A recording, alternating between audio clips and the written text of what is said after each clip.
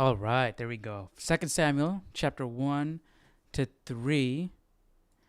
Yesterday we just finished, obviously, 1 Samuel, and we were talking about who wrote Samuel, right?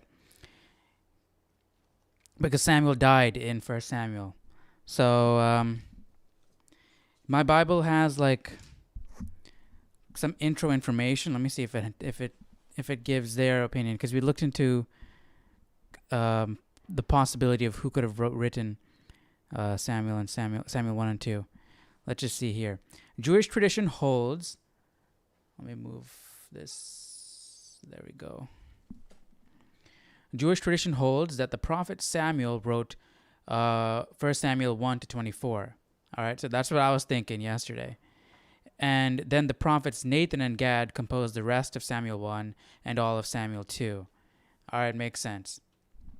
And but I was also thinking, why did they end 1 Samuel where they ended 1 Samuel and begin 2 Samuel where they began 2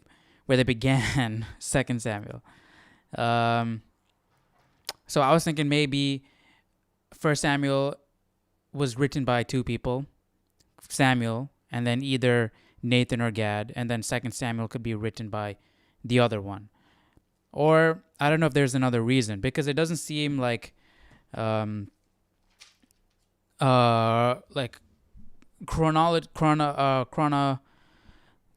chronically that there's any reasoning for the end, right? Because it says the tragic end of Saul and his sons, right? How they buried them. And 2 Samuel begins with the report of Saul's death. See, like, why wasn't that included in the end of 1 Samuel? I don't know.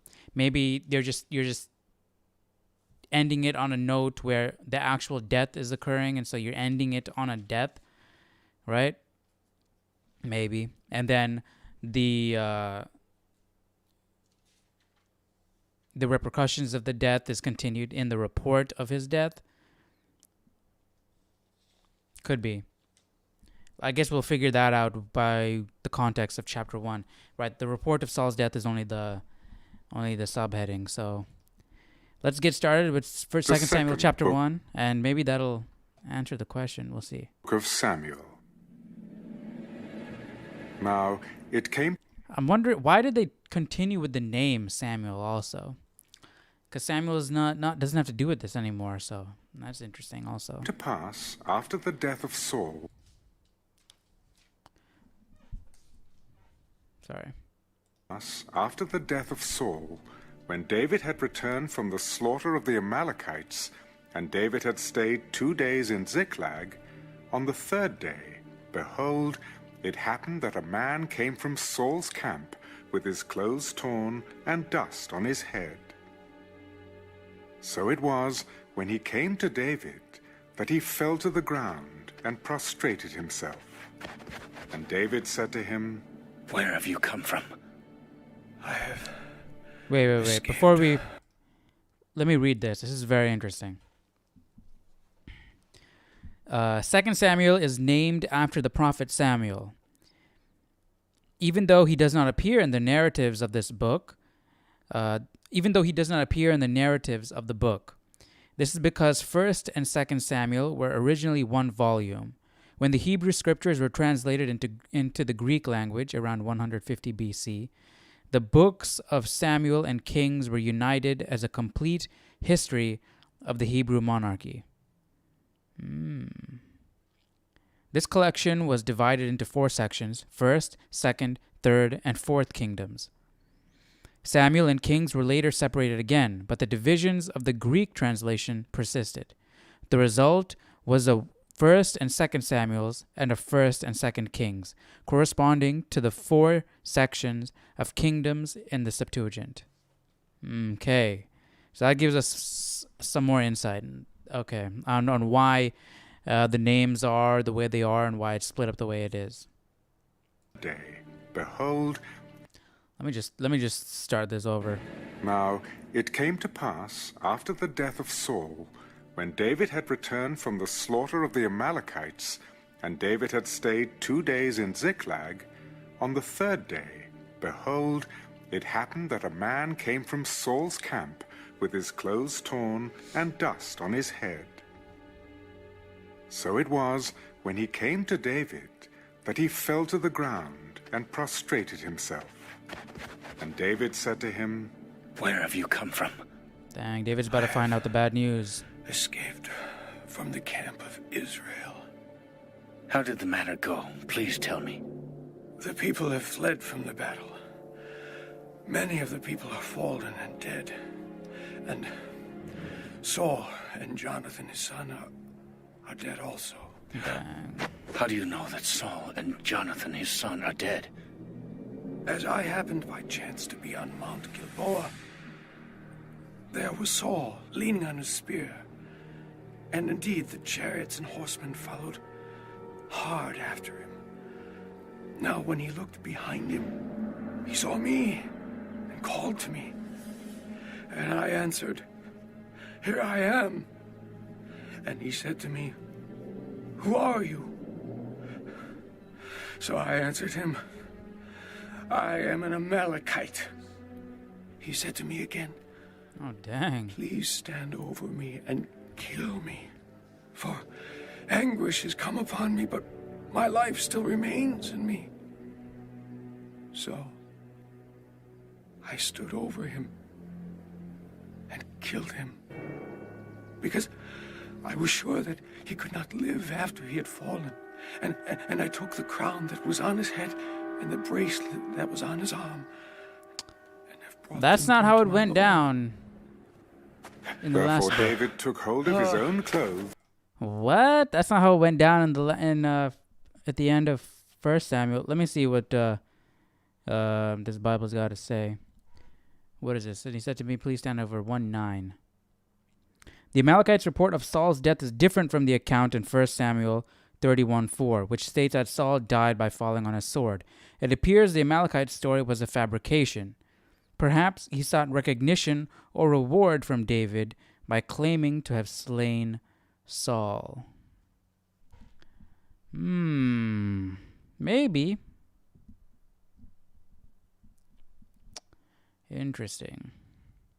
And tore them, and so did all the men who were with him. And they mourned and wept and fasted until evening for Saul and for Jonathan his son, for the people of the Lord, and for the house of Israel, because they had fallen by the sword. Then David said to the young man who told him, Where are you from? I am the son of an alien, an Amalekite. How was it you were not afraid to put forth your hand to destroy the Lord's anointed? Then David called one of the young men, Go near and execute him. and he struck him, so that he died. So My David master said just to told him, the truth. Your blood is on your own head, for your own mouth has testified against you, saying, I have killed the Lord's anointed. Then David lamented with this lamentation over But that makes me think, like, which version is true then? Was this the lie? Or was the previous version the lie? You know?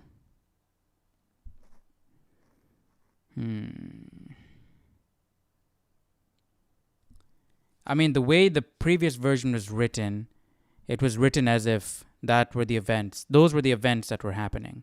The way this version is written is saying that this guy said it happened this way.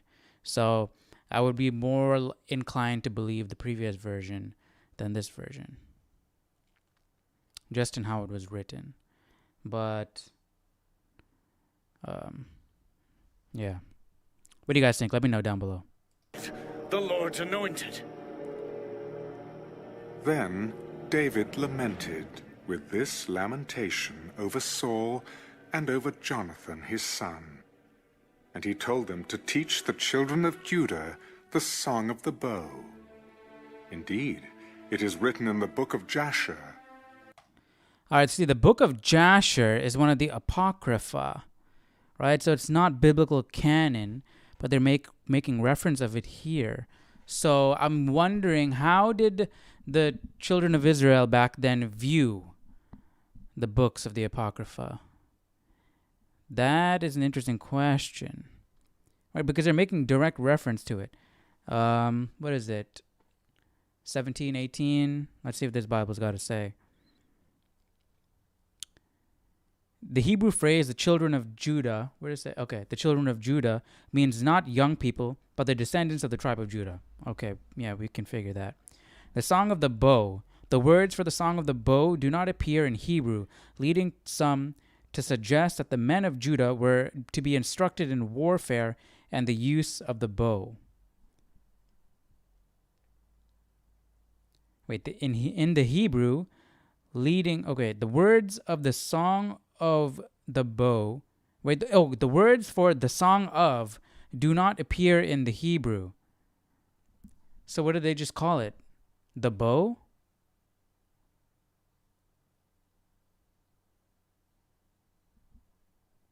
Leading some to suggest that the men of Judah were to be instructed in warfare and the use of the bow. I guess and it gives a few verses in Psalms. But I guess we'll get more context when we actually read the Song of the Bow, right? Others suggest that the poem was known as the Song of the Bow. Others have suggested that the poem was known as the Song of the Bow, based on the reference in verse 22. It is also possible the title refers to the tune of the song. Yeah, again, we'll figure all this stuff out when we read the poem. The book of Jasher is perhaps a collection of hymns about Israel's wars, in which important events and national figures were commemorated in poetry. I'm curious if the commentary here was written prior to the finding of the Dead Sea Scrolls, because I believe that is where we uncovered the book of Jasher for the first time, correct? I don't know. Let's see who wrote the book of Jasher. The book of Jasher. What is the book of Jasher? Right? I think we looked this up earlier, right? So the sun stood still, the moon stopped, till the nation avenged itself on its enemies. That is, as it is written in the book of Jasher. I think we looked this up in Joshua. In previous articles on Christianity.com, we've discussed something known as the Apocrypha, a group of texts that aren't canonical, but have a thread related to the canonical biblical writings. What do we know about the book of Jasher? The book of Jasher, otherwise known as the Book of Just Ones, has likely, in its original form, been lost to time. We do have a number of translations, including a very false one created in the 1700s. Why is it very false? But we don't truly know if the copy we have now reflects the original writing. But from what we do have, the book of Jasher, similar to the other apocryphal books, covers the events from the creation through the death of Joshua. Wow! From the creation to the death of Joshua. I would like to see if the events in here are corroborated in the Bible. Like they follow, the same beats. Or see how many contradictions there are or whatnot. Do we know who wrote the book of Jasher? In essence, the book of the Pentateuch and a little beyond, with some contradictions and variations mentioned below. Okay. We don't know who wrote the book of Jasher. I think we did find that out last time. Since Joshua makes mention of the book, the writer must have written the text prior to the time of the judges, even though the text seems to talk about Joshua's death as well. Perhaps several writers compiled the 91-chapter book. Or, as this article suggests, perhaps no such book even existed during the time of Joshua. But didn't Joshua mention it by name? Some Bibles do include the book of Jasher, such as the Latin Vulgate Bible, but it appears the Catholic Church removed the book from the biblical canon at one point. Why'd they do that? However, because we don't have the original copy and only suspect translation, only a suspect translation was created in the 1700s. We don't know exactly what the book of Jasher originally said. Okay, so what books were found in the or was this when was the Dead Sea Scrolls founded, in the 1700s? And was that translation created from them? I don't know what are in the Dead Sea Scrolls, so I'm not. Yeah. Therefore, scholars left it out of the scriptural canon. Okay, because we're unsure about the translations. After all, if God had wanted it included, he would have found a way for historians to preserve the text over time, as they would have helped scriptural canonicity as an utmost importance. But what if God allowed the translation into the 1700s? Or if it was part of the Dead Sea Scrolls, would have God allowed the finding of the Dead Sea Scrolls? I don't know. We could play that what if game, you know? Second, with what translations we do have, we run into some anti-biblical errors as mentioned in the article. For example, the book of Jasher mentions of snow pre-flood, even though the earth had never seen precipitation until the time of Noah. Is that what it said? They never seen precipitation?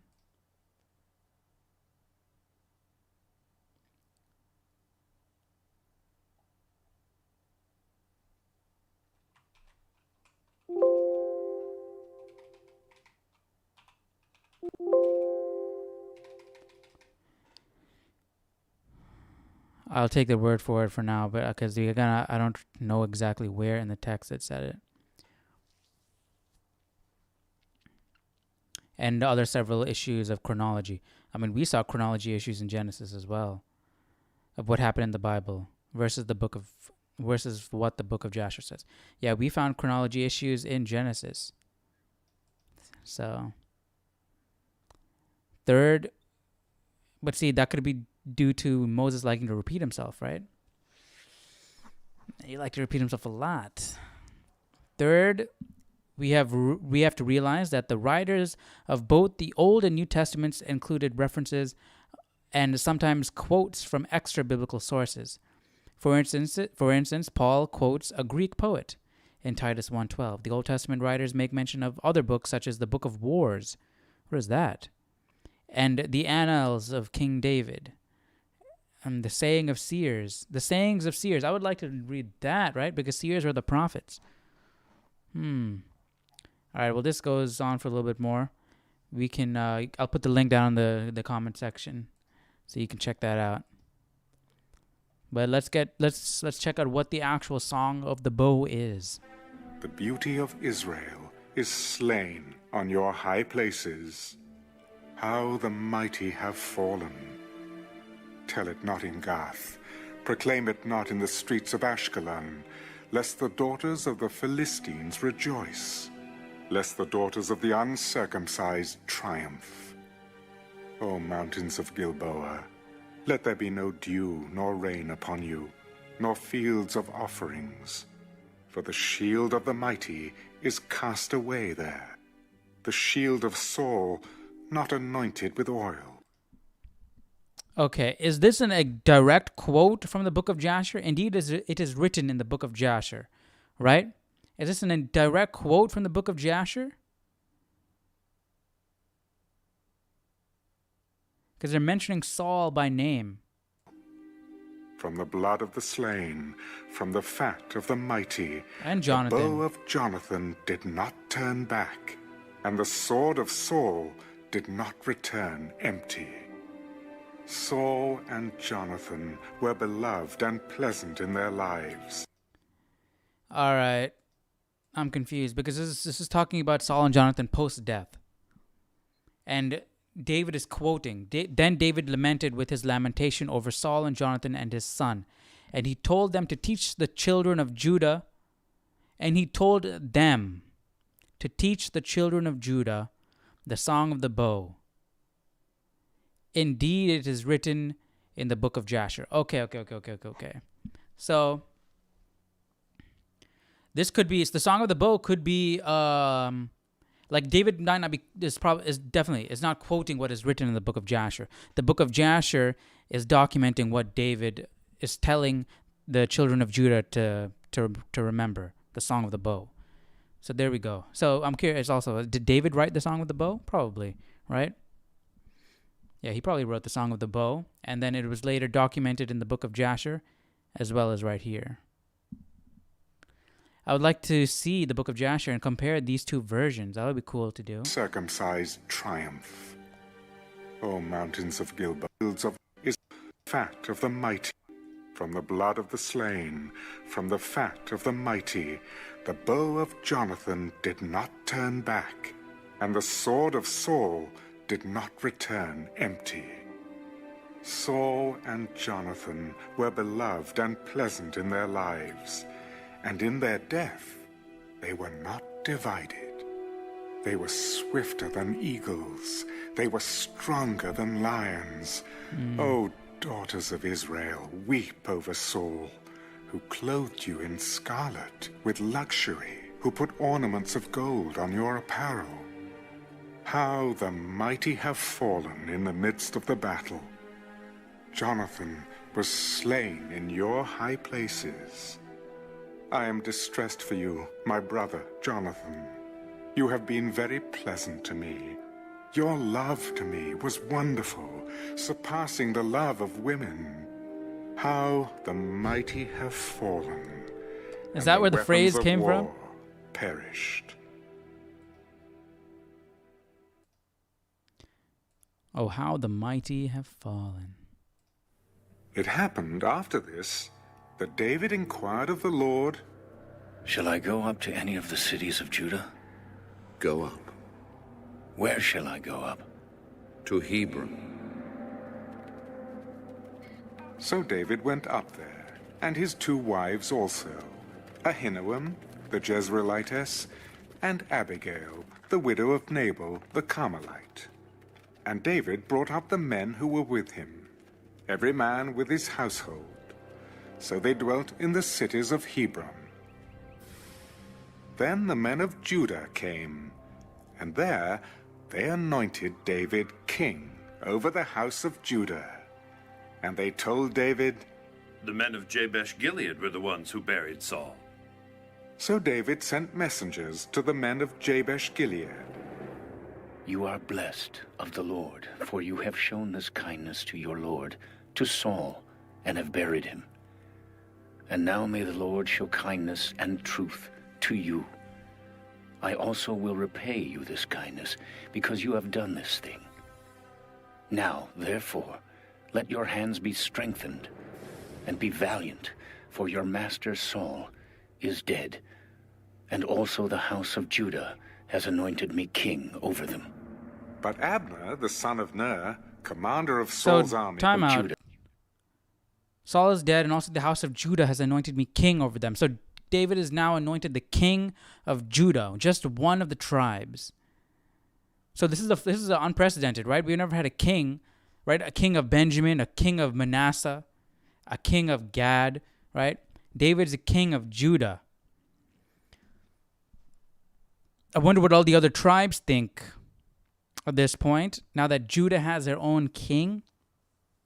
The tribe of Reuben is like, we want to make our own king too, right? I mean, we do know that David is going to become the king of all of Israel, but that's interesting that he became the king of Judah first. Let me see if this Bible has anything to say about that. 2 Samuel chapter 2.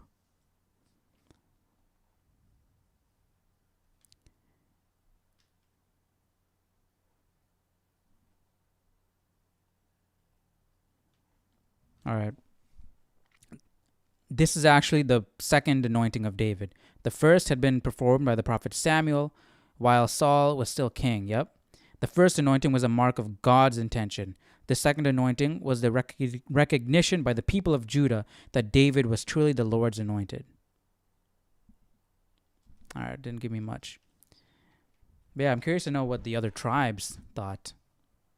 That would I'm sure if the word got out, that'd be People would be like, whoa, what's going on here? Has anointed me king over them. But Abner, the son of Ner, commander of Saul's army, took Ishbosheth, the son of Saul, and brought him over to Mahanaim, and he made him king over Gilead. All right, there we go. We're getting the answer. Asherites, over Jezreel, over Ephraim, over Benjamin, and over all Israel. Ishbosheth, Saul's son, was 40 years old when he began to reign over Israel, and he reigned 2 years. Only the house of Judah followed David. And the time that David was king in Hebron over the house of Judah. Okay, because all this while we were thinking, because Samuel anointed David, Saul's line is gone right there, right? Well, I mean, Saul's line is gone, right? It says wait, no, the son of Saul, right? Yeah, okay, dang it. I thought all of Saul's sons died. How'd this guy survive? 2 Samuel 8.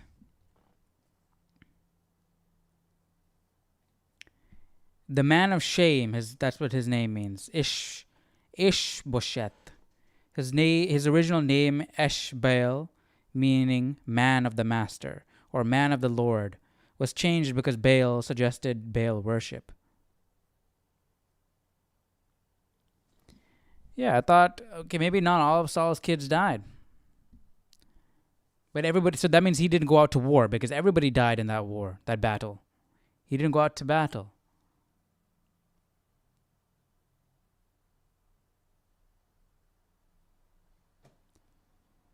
Let me look. Ishbosheth.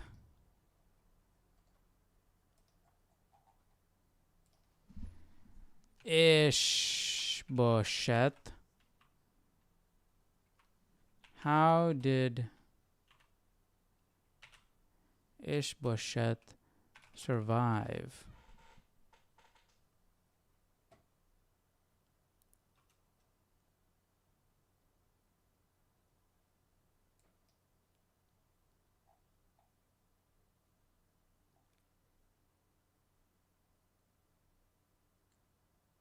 I mean, I guess, how are we going to know? It's not written in the Bible. Where are we going to get this info from? Let me just go back to 1 Samuel real quick. The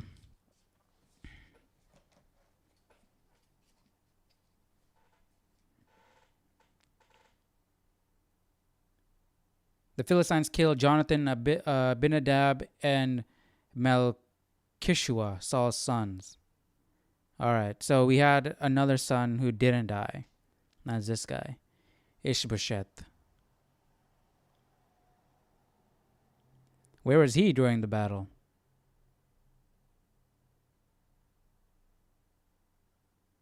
Maybe he was too young at the time? No, it couldn't be. He's 40 years old now. And David's still... Yeah, where was he at the time? I don't know. David was king in Hebron over the house of Judah was 7 years and 6 months. Now Abner, the son of Ner, and the servants of Ishbosheth, the son of Saul, went out from Mahanaim to Gibeon. And Joab, the son of Zeruiah, and the servants of David went out and met them by the pool of Gibeon. So they sat down, one on one side of the pool, and the other on the other side of the pool. Then Abner said to Joab, "Let the young men now arise and compete before us." Let them arise. So they arose and went over by number, 12 from Benjamin, followers of Ishbosheth, the son of Saul, and 12 from the servants of David. And each one grasped his opponent by the head and thrust his sword in his opponent's side. So they fell down together. Therefore that place was called the Field of Sharp Swords, which is in Gibeon. So everybody just died. Well, that's a waste. So there was a very fierce battle that day. Oh, come on. Abner and the men of Israel were beaten before the servants of David. Now the 3 sons of Zeruiah were there, Joab Zeruiah. and Abishai and Asahel. And Asahel was as fleet of foot as a wild gazelle. So Asahel pursued Abner. And in I'd going, hate to have that name. he did not turn to the right hand or to the left from following Abner. Then Abner looked behind him and said, Are you Asahel? I am.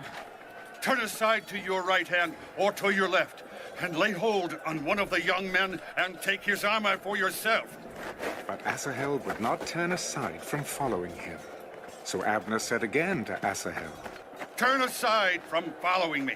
Why should I strike you to the ground? How then could I face your brother Joab? However, he refused to turn aside.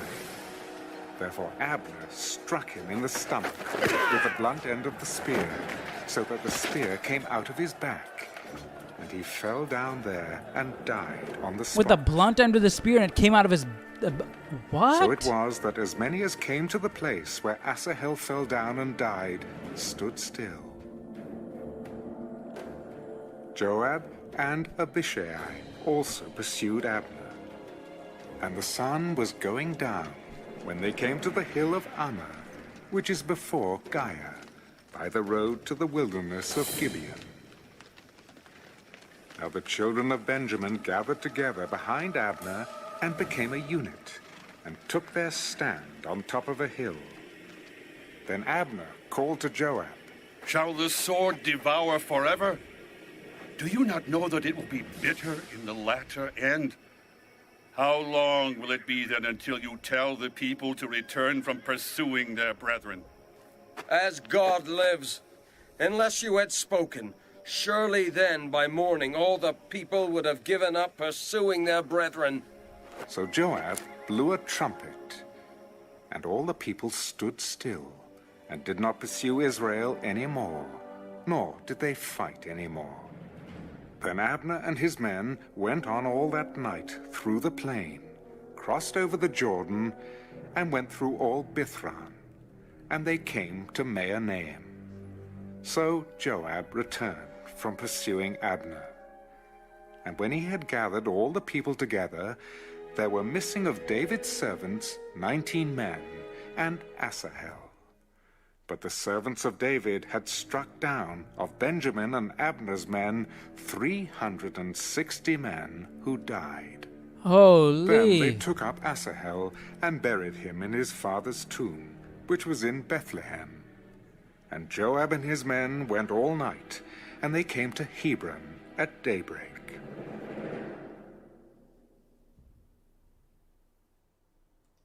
No one's going to mess with David's men after that.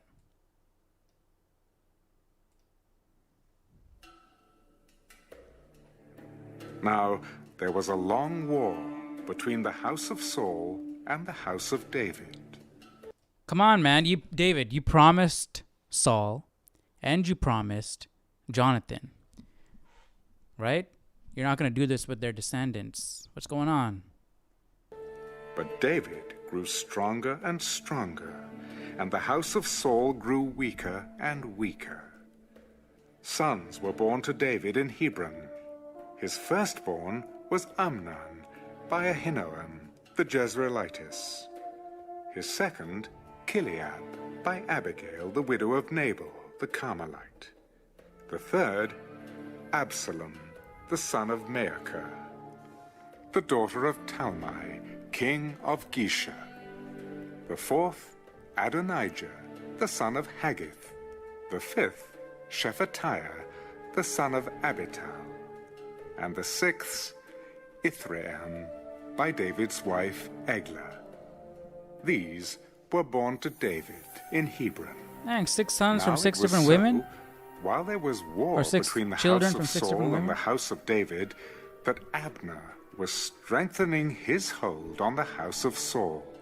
Oh, sons. And Saul had a concubine whose name was Rizpah, the daughter of Aiah. So Ishbosheth said to Abner, Why have you gone in to my father's concubine? Then Abner became very angry at the words of Ishbosheth. Am I a dog's head that belongs to Judah?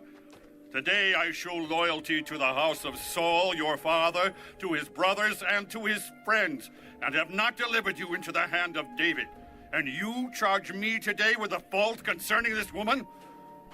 May God do so to Abner, and more also, if I do not do for David as the Lord has sworn to him, to transfer the kingdom from the house of Saul and set up the throne of David over Israel and over Judah, from Dan to Beersheba. And he could not answer Abner another word, because he feared him. Then Abner sent messengers on his behalf to David. Whose is the land? Make your covenant with me, and indeed my hand shall be with you, to bring all Israel to you. Good. I will make a covenant with you. But one thing I require of you. You shall not see my face unless you first bring Michal, Saul's daughter, when you come to see my face. So David sent we're coming messengers back to around. Ishbosheth, Saul's son. He didn't forget about her. Even though he has 6 sons with 6 other women. Give me my wife, Michal, whom I betrothed to myself for 100 foreskins of the Philistines. And Ishbosheth sent and took her from her husband, from Paltiel, the son of Laish. Then her husband went along with her to Bahurim, weeping behind her. So Abner said to him, Go, return. and he returned. Now Abner had communicated with the elders of Israel. In time past you were seeking for David to be king over you. Now then, do it, for the Lord has spoken of David, saying, By the hand of my servant David I will save my people Israel from the hand of the Philistines and the hand of all their enemies. And Abner also spoke in the hearing of Benjamin. Then Abner also went to speak in the hearing of David in Hebron all that seemed good to Israel and the whole house of Benjamin. So Abner and 20 men with him came to David at Hebron. And David made a feast for Abner and the men who were with him. Then Abner said to David, I will arise and go, and gather all Israel to my lord the king, that they may make a covenant with you, and that you may reign over all that your heart desires. So David sent Abner away. I need to go back and check this real quick. Then Abner sent, right, so it seems like Abner got mad at what Ishbosheth said, and he seems to be wanting to make a covenant with David, right? Abner is. And David said, Good, I will make a covenant with you. But one thing I require of you, you shall not see my face unless you first bring Michal, Saul's daughter, when you come to see my face. So David sent messengers to Ishbosheth, Saul's son, saying, Give me my wife Michal, whom I betrothed to myself for 100 foreskins of the Philistines. And Ishbosheth sent and took her from her husband, Paltiel, the son of Laish. Then her husband went along with her to Bahurim, weeping behind her. So Abner said to him, Go, return. And he returned. So why did Ishbosheth go along with this? That's what I wanted to know. I'm assuming that Ishbosheth has no clue that Abner is communicating about a covenant with David, right?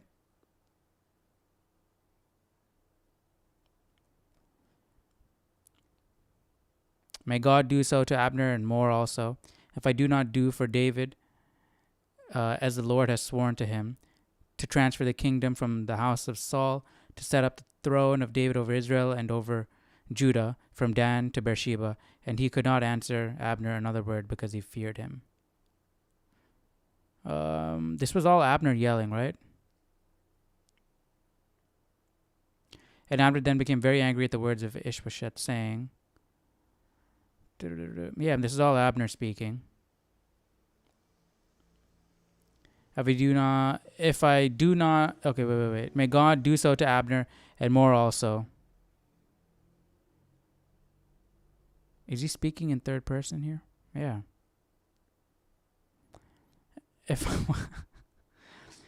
if I do not do for David as the Lord has sworn to him to transfer the kingdom, blah, blah, blah. So that's what I don't get. Ishbosheth knows about it. Ishbosheth is king of Israel at this point. And why would he go along with this? Let me know what you guys think down below. Let me see if this Bible has anything to say.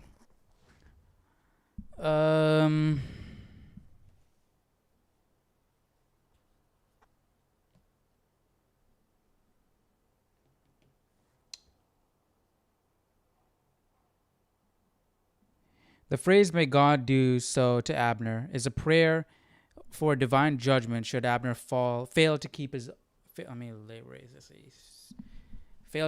oath. The words, as the Lord has sworn, indicate that Abner knew that David had been divinely chosen to succeed Saul. The expression from DANTECK, okay. But he's letting Ishbosheth know. And Ishbosheth gave the wife back, right? David went directly to Ishbosheth. Maybe it will be cleared up later on. So let's just keep reading and we'll see. Who were with him. Then Abner said to David, I will arise and go, and gather all Israel to my lord the king, that they may make I'm going to go back a little bit more. So Abner and 20 men with him. Abner also spoke in the hearings of Benjamin. Then Abner also went to speak in the hearing of David in Hebron, all that seemed good to Israel, and the whole house of Benjamin. So Abner and 20 men with him came to David at Hebron. And David made a feast for Abner and the men who were with him. Then Abner said to David, I will arise and go, and gather all Israel to my lord the king, that they may make a covenant with you, and that you may reign over all that your heart desires. Yeah, so what does Ishbosheth think about all this? So David sent Abner away, and he went in peace. At that moment, the servants of David and Joab came from a raid, and brought much spoil with them. But Abner was not with David in Hebron, for he had sent him away, and he had gone in peace.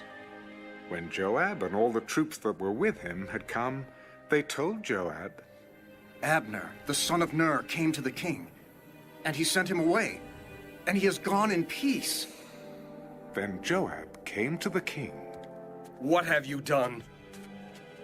Look, Abner came to you. Why is it that you sent him away, and he has already gone? Surely you realize that Abner, the son of Ner, came to deceive you, to know you're going out and you're coming in, and to know all that you are doing. And when Joab had gone from David's presence, he sent messengers after Abner, who brought him back from the well of Sirah. But David did not know it. Now, when Abner had returned to Hebron, Joab took him aside in the gate to speak with him privately, and there stabbed him in the stomach, so that he died for the blood of Asahel, his brother. Afterward, when David heard it, he said, My kingdom and I are guiltless before the Lord forever of the blood of Abner, the son of Ner. Let it rest on the head of Joab, and on all his father's house, and let there never fail to be in the house of Joab one who has a discharge or is a leper, who leans on a staff or falls by the sword, or who lacks bread. So Joab and Abishai, his brother, killed Abner, because he I would like had to see killed the their bloodline brother, of Joab Asahel, at Gibeon in the battle. Then David said to Joab and to all the people who were with him, Tear your clothes, gird yourselves with sackcloth, and mourn for Abner. And King David followed the coffin. So they buried Abner in Hebron. And the king lifted up his voice and wept at the grave of Abner. So it seems like and all the David is confident in Abner. And the king sang a lament. What about Ishbosheth? What is going on with him? Should Abner die, as a fool dies, your hands were not bound. nor your feet put into fetters. As a man falls before wicked men, so you fell. Then all the people wept over him again. And when all the people came to persuade David to eat food while it was still day, David took an oath. God, do so to me, and more also, if I taste bread or anything else till the sun goes down. Now all the people took note of it, and it pleased them, since whatever the king did pleased all the people. For all the people and all Israel understood that day that it had not been the king's intent to kill Abner the son of Ner. Then the king said to his servants, Do you not know that a prince and a great man has fallen this day in Israel? And I am weak today, though anointed king, and these men, the sons of Zeruiah, are too harsh for me. The Lord shall repay the evildoer according to his wickedness.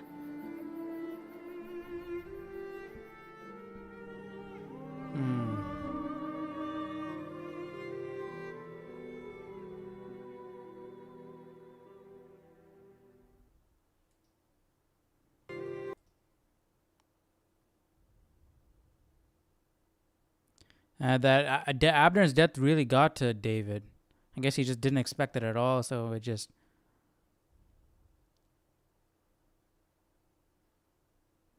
Dang.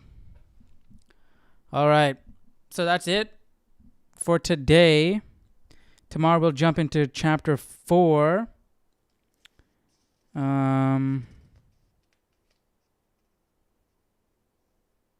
Yep, tomorrow we'll jump into chapter 4. And we'll continue from there. Let me just see. Let's get a sneak peek. Whoa. All right. I'm just going to say something is about to happen to Ishbosheth. And we'll find out tomorrow, okay? So, that'll be it for today. Hope you guys enjoyed today's reading. I know we looked a bit into the book of Jasher, so we spent some time on that. I'll put the article down in the description so you can check that out. And yeah, I'll see you guys tomorrow for 2 Samuel chapter 4. All right? Take care, everyone. Bye-bye.